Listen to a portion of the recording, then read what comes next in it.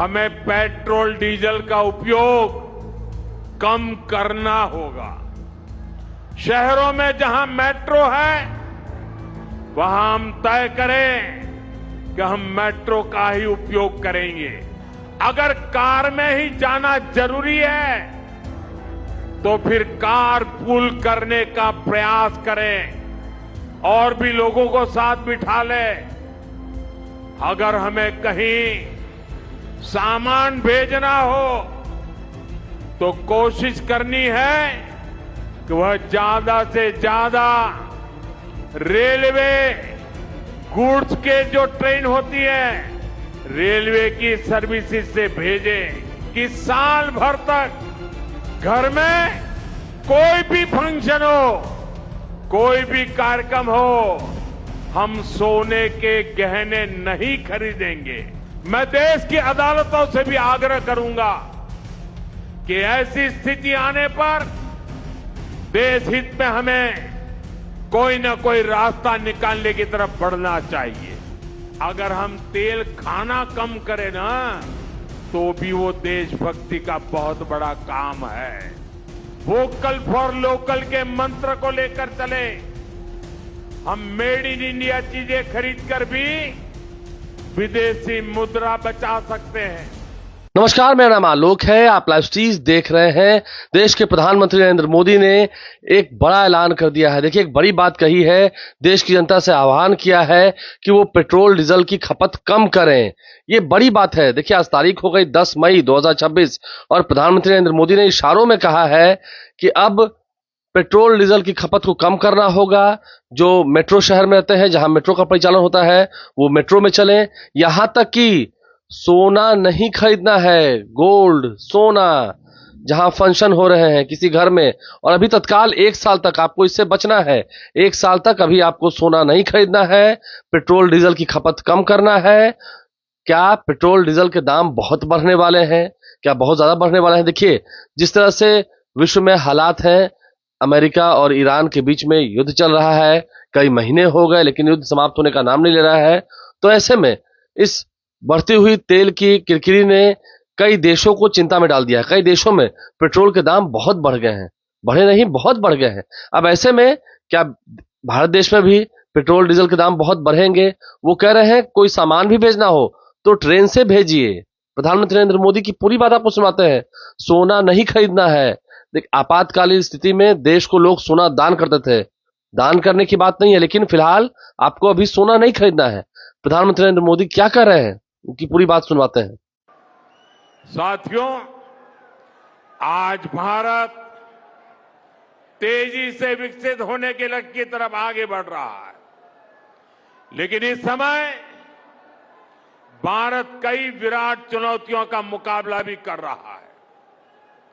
साथियों, कोरोना काल के दौरान ही दुनिया सप्लाई चेन के बहुत बड़े संकट से गिर गई थी। कोविड के बाद यूक्रेन में युद्ध शुरू हो गया, उसने दुनिया की परेशानियां और बढ़ा दी। फूड, फ्यूल, फर्टिलाइजर, इन तीनों चीजों पर गंभीर प्रभाव पड़ा। बीते 5-6 वर्षों में इस संकट से निपटने के लिए हमारी सरकार निरंतर प्रयास कर रही है। आपको याद होगा, उस समय और आज भी फर्टिलाइजर की एक बोरी दुनिया में 3-3 हजार रुपये में बिक रही थी। एक बोरी का 3,000 रुपया। कितना? आप बताएंगे एक बोरी का कितना? आंकड़ा नहीं, बोलिए मुंह से। 3,000 रुपया एक बोरी का। कितना? एक बोरी का कितना? एक बोरी का कितना? और भारत के किसानों को वही खाद की बोरी 300 से भी कम रुपये में दी जा रही है। 3,000 के सामने 300 रुपये में सप्लाई चेन की इन मुश्किलों के बीच पिछले 2 महीने से हमारे पड़ोस में ही इतना बड़ा युद्ध चल रहा है। इसका असर पूरी दुनिया पर पड़ा है और भारत पर तो और भी गंभीर असर हुआ है। साथियों, भारत के पास बड़े बड़े तेल के कुएं नहीं है। हमें अपनी जरूरत का पेट्रोल, डीजल, गैस, ये सब बहुत बड़ी मात्रा में दुनिया के दूसरे देशों से, बाहर से मंगाना पड़ता है। युद्ध की वजह से पूरी दुनिया में पेट्रोल, डीजल, गैस और फर्टिलाइजर के दाम बहुत अधिक बढ़ चुके हैं, आसमान को भी पार कर गए हैं। अड़ोस पड़ोस में देशों में क्या हाल है वो तो अखबारों में आता है। भारत सरकार इस युद्ध के पिछले 2 महीनों से देशवासियों को इस संकट से बचाने के लिए लगातार प्रयास कर रही है।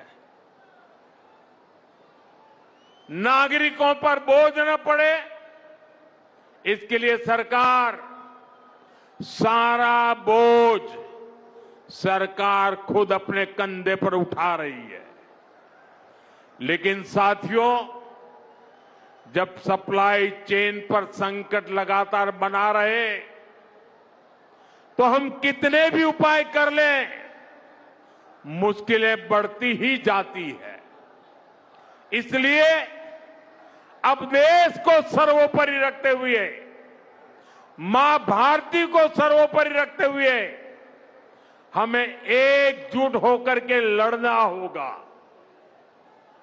हमें याद रखना है, देश के लिए मरना ही सिर्फ देशभक्ति नहीं होती है। देश के लिए जीना और देश के प्रति अपने कर्तव्यों को निभाना, वो भी देशभक्ति होती है। इसलिए वैश्विक संकट के इस समय में हमें कर्तव्यों को सर्वोपरि रखते हुए कुछ संकल्प लेने होंगे और उन संकल्पों को पूरे समर्पण भाव से पूरा करना होगा। जैसे एक बड़ा संकल्प है पेट्रोल डीजल का संयम से इस्तेमाल करना। साथियों, हमें पेट्रोल डीजल का उपयोग कम करना होगा। शहरों में जहां मेट्रो है वहां हम तय करें कि हम मेट्रो का ही उपयोग करेंगे, ज्यादा से ज्यादा मेट्रो में ही जाएंगे। अगर कार में ही जाना जरूरी है तो फिर कार पूल करने का प्रयास करें और भी लोगों को साथ बिठा लें। अगर हमें कहीं सामान भेजना हो तो कोशिश करनी है कि वह ज्यादा से ज्यादा रेलवे गुड्स के जो ट्रेन होती है रेलवे की सर्विसेज से भेजे, ताकि इलेक्ट्रिक रेलवे होने के कारण पेट्रोल डीजल की जरूरत नहीं पड़ती है। जिन लोगों के पास इलेक्ट्रिक व्हीकल है वो भी कोशिश करें कि इलेक्ट्रिक व्हीकल का ज्यादा से ज्यादा उपयोग करें। साथियों, हमने कोरोना के समय में वर्क फ्रॉम होम की, ऑनलाइन मीटिंग्स की, वीडियो कॉन्फ्रेंस की, ऐसी अनेक व्यवस्थाएं विकसित की और हमें आदत भी हो गई थी। आज समय की मांग ऐसी है कि उन व्यवस्थाओं को हम फिर से शुरू करें तो वो देश हित में होगा। Work from home, online conferences, virtual meetings, इनको हमें फिर से प्राथमिकता देनी है। साथियों, आज जो संकट है उसमें हमें विदेशी मुद्रा बचाने पर भी बहुत जोर देना होगा, क्योंकि दुनिया में पेट्रोल डीजल इतना ज्यादा महंगा हो गया है, पहले से कई गुना ज्यादा कीमतें बढ़ गई है। तो हम सबका दायित्व है कि पेट्रोल डीजल की खरीद पर जो विदेशी मुद्रा खर्च होती है, पेट्रोल डीजल बचाकर हमें वो मुद्रा भी बचानी है। इसके लिए हमारे छोटे छोटे प्रयास भी देश की बहुत मदद कर सकते हैं। जैसे आजकल जो विदेशों में शादियों का, विदेशों में घूमने का, विदेशों में वैकेशन पर जाने का मिडिल क्लास में कल्चर बढ़ता जा रहा है। हमें तय करना होगा कि जब ये संकट का काल है और हमारी देशभक्ति हमें ललकार रही है, तो कम से कम 1 साल के लिए हमें विदेशों में जाने की बातों को टालना चाहिए। भारत में बहुत सारी जगह है, वहां हम जा सकते हैं। बहुत कुछ भारत में किया जा सकता है। इस बेटी को नीचे बिठाइए, उसे थक जाएगी। उस बेटी को बिठाइए। वो थैंक यू बेटा, थैंक यू। बैठिए, आप नीचे बैठिए। मैंने देख लिया बेटा, उसको देख लिया। अब आप बैठ जाइए। हाँ, इस छोटी बच्ची को क्यों परेशान करते हो भाई? इन बच्चों को बैठने दीजिए प्लीज। बच्चों को परेशान मत कीजिए जी। साथियों, हमें विदेशी मुद्रा बचाने के जो भी रास्ते हम लोग अपना सकते हैं, हमें बचाना होगा। साथियों, गोल्ड यानी सोने की खरीद एक और पहलू है जिसमें विदेशी मुद्रा बहुत अधिक खर्च होती है। एक जमाना था जब संकट आता था, कोई युद्ध होता था, तो लोग देश हित में सोना दान दे देते थे। आज दान की जरूरत नहीं है, लेकिन देश हित में हमको ये तय करना पड़ेगा कि साल भर तक घर में कोई भी फंक्शन हो, कोई भी कार्यक्रम हो, हम सोने के गहने नहीं खरीदेंगे, सोना नहीं खरीदेंगे।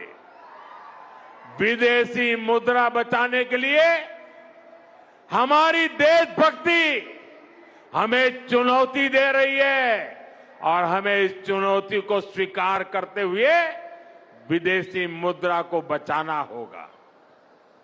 साथियों, ये समय एक और बड़े सबक का भी है।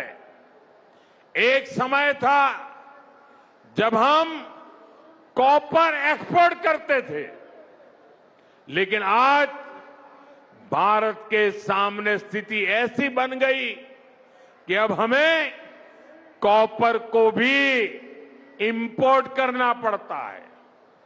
हमारे देश में हड़तालें करवाकर कॉपर प्लांट्स को ठप करवा दिया गया और अब हालत ये हो गई कि हमें कॉपर बाहर से मंगाना पड़ता है और उसमें विदेशी मुद्रा खर्च होती है। इसलिए मैं ऐसे सभी श्रमिक समूह मजदूर संगठनों से भी कहूंगा कि हमें ऐसी बातों का जरूर ध्यान रखना चाहिए। भारत को आत्मनिर्भर बनने से जो भी कदम रोकते हैं, उनमें हमें दूरी बनानी होगी। और जो लोग ऐसी साजिशों में जुटे हैं, उन पर भी कड़ी नजर रखनी होगी। मैं देश की अदालतों से भी आग्रह करूंगा कि ऐसी स्थिति आने पर देश हित में हमें कोई ना कोई रास्ता निकालने की तरफ बढ़ना चाहिए।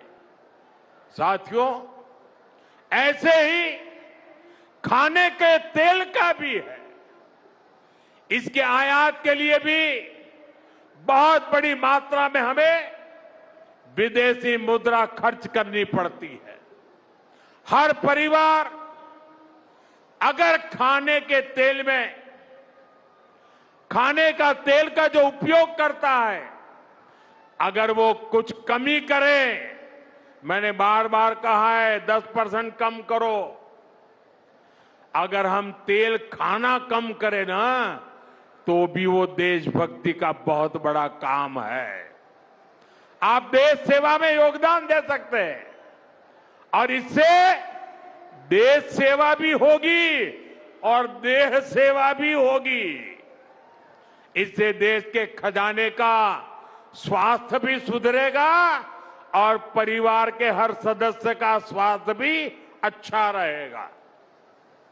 साथियों, विदेशी मुद्रा की खपत वाला एक और सेक्टर हमारी खेती है। हम बहुत बड़ी मात्रा में बाहर से केमिकल फर्टिलाइजर इंपोर्ट करते हैं।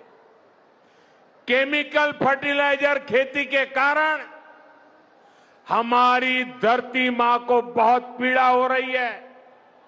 हमारे खेत बर्बाद हो रहे हैं।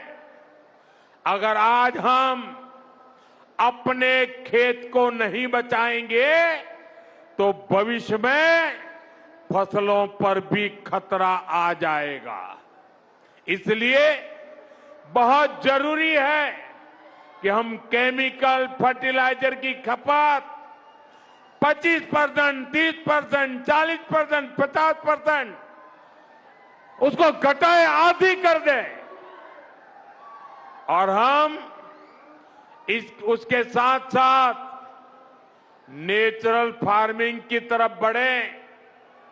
हम फर्टिलाइजर का उपयोग कम करके विदेशी मुद्रा भी बचा सकते हैं और साथ साथ अपने खेत को बचा सकते हैं, हमारी ये धरती मां को बचा सकते हैं। और यह हमें करना ही होगा। आज वैश्विक संकटों से जो चुनौतियां आई है, हमें उन चुनौतियों को परास्त करना होगा। साथियों, भारत सरकार खेतों में डीजल पंप की जगह सोलर पंप की योजना चला रही है। हम खेतों में डीजल पंप की जगह सोलर पंप का उपयोग करने का जोर देना होगा।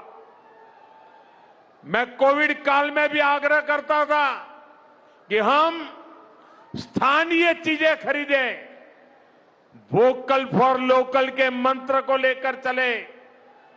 हम मेड इन इंडिया चीजें खरीदकर भी विदेशी मुद्रा बचा सकते हैं। तो प्रधानमंत्री की पूरी बात आपने सुनी है। देखिए, जिस तरह से उन्होंने देश के लोगों से आह्वान किया है, आग्रह किया है, आपने सुना है। आने वाले समय में क्या कुछ कड़े फैसले भी लिए जाएंगे। इसी हफ्ते जो कैबिनेट की मीटिंग होगी केंद्र सरकार की, नरेंद्र मोदी की अध्यक्षता में, क्या उसमें कुछ कड़े निर्णय लिए जाएंगे? क्या पेट्रोल डीजल के दाम बहुत बढ़ने वाले हैं? एक बड़ा इशारा, एक बड़ा संकेत प्रधानमंत्री नरेंद्र मोदी ने जो मंच से कहा है, वो लोग सुन रहे हैं, समझ रहे हैं और खास करके जो व्यापारी हैं उन्हें भी एक बड़ा झटका लगा है। लोग सोना नहीं खरीदेंगे, अपील कर रहे हैं प्रधानमंत्री। पेट्रोल डीजल की बचत करें, एक कार में ही सवार होकर अगर 3-4 लोग हैं तो ऑफिस जाएं, मेट्रो का इस्तेमाल करें। आप समझ रहे हैं नरेंद्र मोदी के कहने का अर्थ क्या है, कितने दूर तक इसका मतलब निकाला जा रहा है। हमारे चैनल को सब्सक्राइब कर लें, साथ साथ फेसबुक पेज भी लाइक करें। धन्यवाद।